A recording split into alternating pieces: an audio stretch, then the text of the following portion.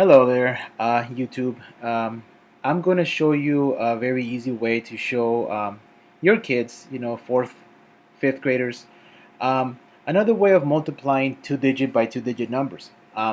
One thing that I do want to understand is that for many years, when we were in school, when we were young kids, um, we were told how to do things, the steps to take, but we were never really explained why. Why do things happen in math?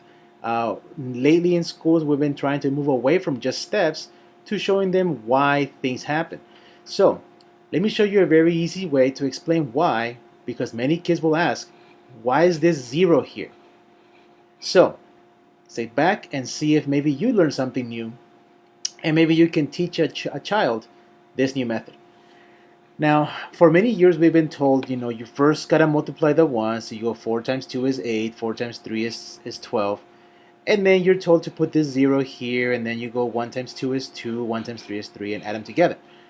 Well, what they're basically doing, even though they don't know that, is that what they really are doing is multiplying by the values of each one of these numbers. For example, instead of saying I'm multiplying 4 times 3, I'm not really multiplying 4 times 3, I'm multiplying 4 times 30 because this is 3 is in the tens place. So to make that easy to understand, I want you to think of 32 as, excuse me, I want you to think of the number 32 as 30 and 2. Now, why is this important? It's because you want kids to understand that the 3 is not just a 3, it's 30. The 2 is 2 ones. And what you really are doing is you're multiplying 30 and 2 by 10 and 4.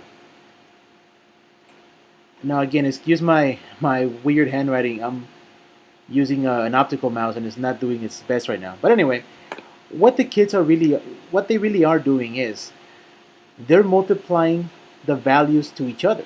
Now the beauty of this is that you don't have to go in the traditional order like from right to left, although to begin with you can show them that. For example, we can multiply in whatever order we want, but to keep it consistent for them, let's start with our traditional steps. We usually multiply 4 times 2, or making 4 groups of 2, which is 8, which is right here. Now usually what you go from here is that you multiply on this side 4 times 3. And many kids think it's just 12. But in reality, 4 times 30 is not 12. 4 times 30 is 120. Okay? So we multiplied this way. Now let's multiply by the tens. Now notice why they always ask, why is that 0 here? It's because there's a 0 here. I'm multiplying by tens now. So now what I'm doing is multiplying 10 times 2. And of course, 2 tens is 20.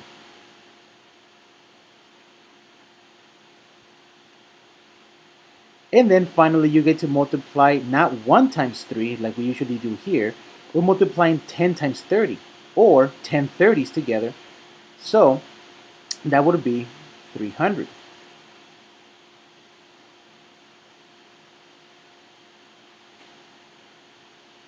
Now, if you compare the traditional method to this method, you still have the same things. That 8 you have here is because you multiplied 4 sets of 2, excuse me. Or 4 groups of 2, which is 8. This 12 is because you really are multiplying 30 times 4, which is 120.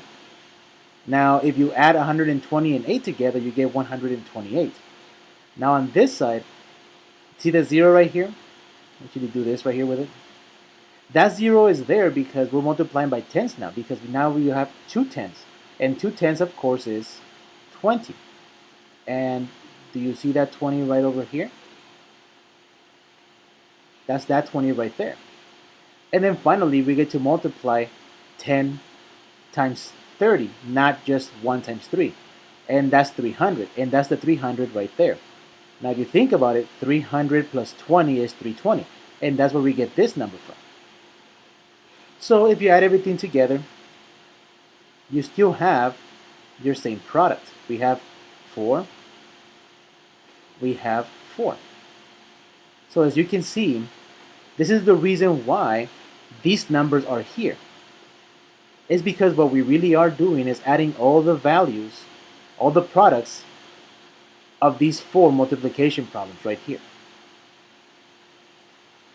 Well, I hope that was a helpful tutorial, and if you do have a child who is struggling with this kind of math, uh, show them this way. Maybe they need to see why it's done. Now, when they become a little older, they're going to begin to see, oh, I don't have to multiply in this order if I don't want. I can start from my biggest values. Because 30 times 10 is going to be 300. You know your answer is going to be 300 or more.